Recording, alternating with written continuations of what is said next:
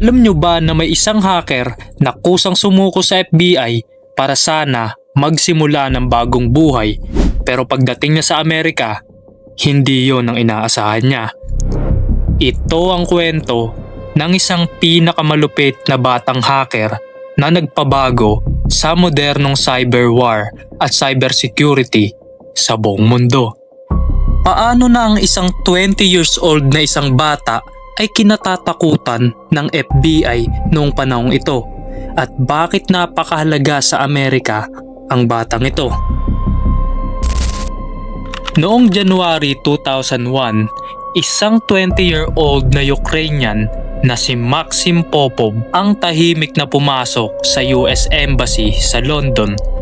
Mukha siyang ordinaryong estudyante, pero sa likod nito, isa siyang hacker. Bahagi siya ng isang grupo mula sa Eastern Europe na nagnanakaw ng mga credit cards, nang-e-extort ng mga kumpanya at unti-unting binabago ang mundo ng krimen. Sa panahon ngayon, may bagong uri ng laban na nagsisimula pa lamang, hindi na sa lupa o sa mga baril, kundi sa loob mismo ng internet. At si Popov ang magiging unang defector ng digmaang ito. Matagal niyang pinag-isipan ang desisyong iyon. Ilang buwan siyang nakikipag-ugnayan sa embassy, 2 beses pa siyang bumalik bago tuluyang pumasok. Handa na siya. Sa isip niya, ito ang simula ng bagong buhay.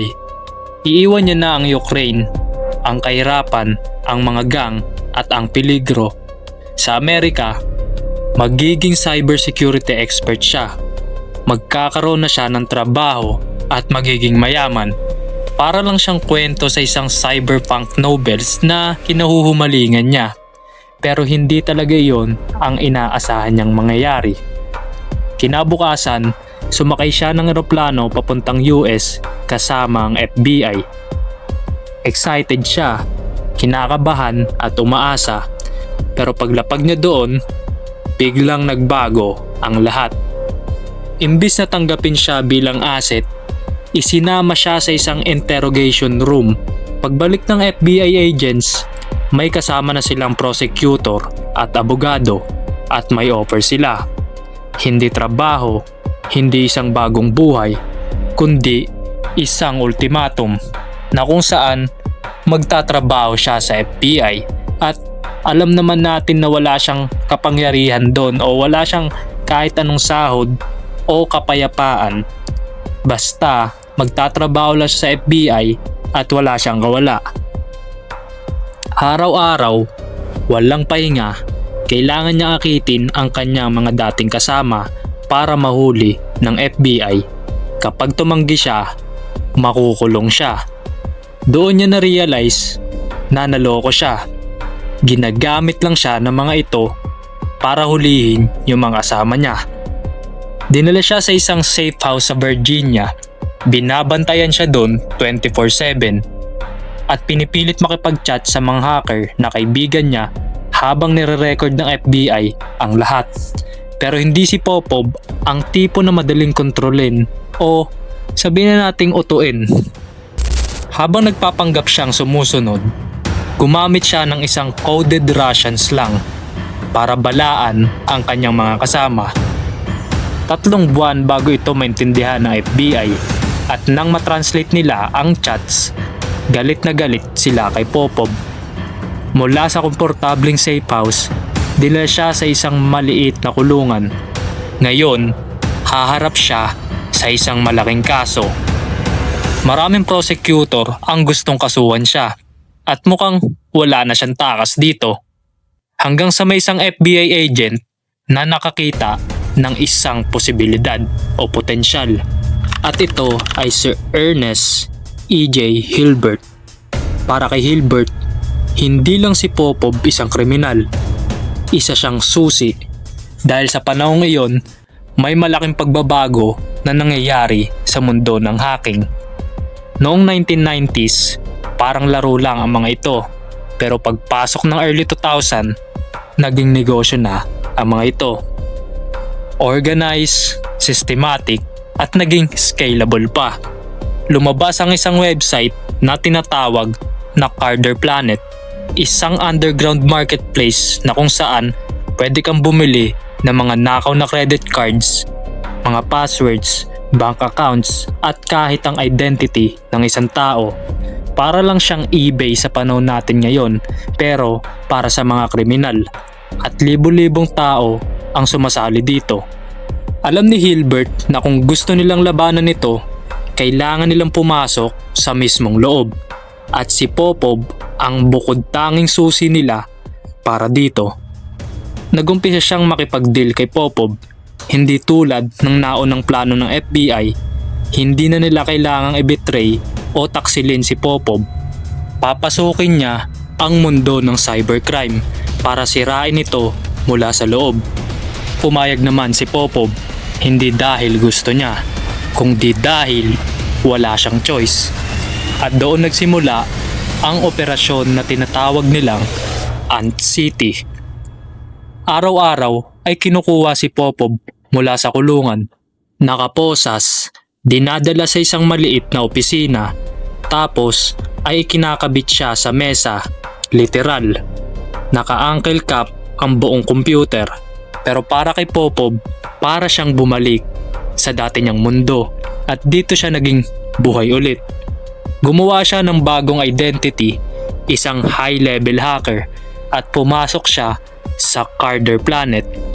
Nakipag-usap, nakipag-transact, unti-unti niyang kinikilala ang mga pinakamalalaking kriminal sa loob. Isa sa mga target niya ay isang hacker na kilala bilang si Script. Nagkunwari siyang bilang buyer, nakipag-deal, at nang ipadala ang stolen credit cards papunta sa US, nagkaroon ng kaso ang FBI. Isa-isang nauhuli ang mga hacker, hindi dahil sa raid, kundi dahil sa isang tiwala. Ito ang strategy ni Hilbert. Bibili si Popov ng nakaw na data, gagamitin ng FBI ang nabiling data para matrace kung saan ito galing. Habang tumatagal, lumalaki ng lumalaki ang operasyon. Mas maraming hacker, mas maraming kaso, mas maraming krimen ang natutuklasan. Isang araw, may mas malaki silang target na nakita. Isang hack na nag-expose ng mahigit 8 million credit cards. Isa ito sa pinakamalaking breach noong panahong iyon. Kailangan nilang patunayan na may pera si Popov, kaya dinala siya ng FBI sa isang bangko. Inilatag ang mahigit $200,000 cash sa mesa at binidyoan siya habang hawak ang pera. Para sa mga hacker sa kabilang side, totoo na siya dahil nakita nila na may pera si Popov at alam nila na mapapagkatiwalaan ito. At gumana ulit ang plano. Isang hacker ang nagpadala ng resume kasama ang totoong pangalan at ID nito. Hindi niya alam, fake company lang pala iyon ng FBI. Isa-isa silang nahuhuli, hindi dahil sa lakas, kundi dahil sa utak ng isang FBI at sa pamamagitan na rin ni Popov. Matapos ang ilang buwan, nakalaya na si Popov, pero hindi siya tuluyang malaya dahil wala siyang legal na status sa Amerika, wala rin siyang trabaho, at walang direksyon ang buhay niya roon. Hindi siya makakapag-adjust sa buhay sa Amerika at sa huli, nagdesisyon ito na bumalik na lamang sa Ukraine. Natapos ang operasyon sa kabuuan na may mahigit 400,000 stolen credit cards ang naalis sa black market. Mahigit 700 na kumpanya naman ang nawarningan at maraming hacker ang tuluyang natukoy. Pero hindi doon nagtatapos ang buong kwento. Pagbalik ni Popov sa Ukraine, gumawa siya ng isang cybersecurity company at patuloy siyang nakikipag-ugnayan kay Hilbert. Isang araw, tumawag siya. May malaking balita na hack ang isang system na konektado sa FBI. Access sa emails ng isang agents ang naging dahilan, isang napakalaking breach. At si Popov nasa gitna ulit nito.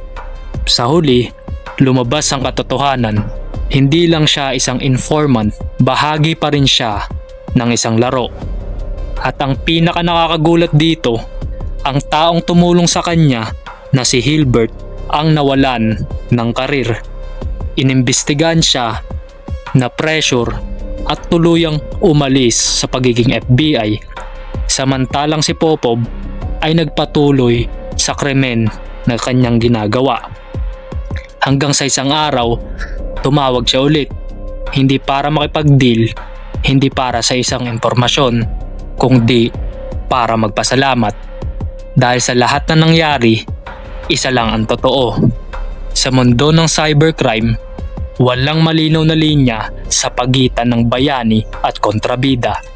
Dahil minsan, para mahuli ang isang kriminal, kailangan mong maging bahagi ng mundo nila. At minsan, ang taong tinutulungan mo, siya rin pala ang sisira sa iyo. At ito ang simula ng bagong uri ng digmaan.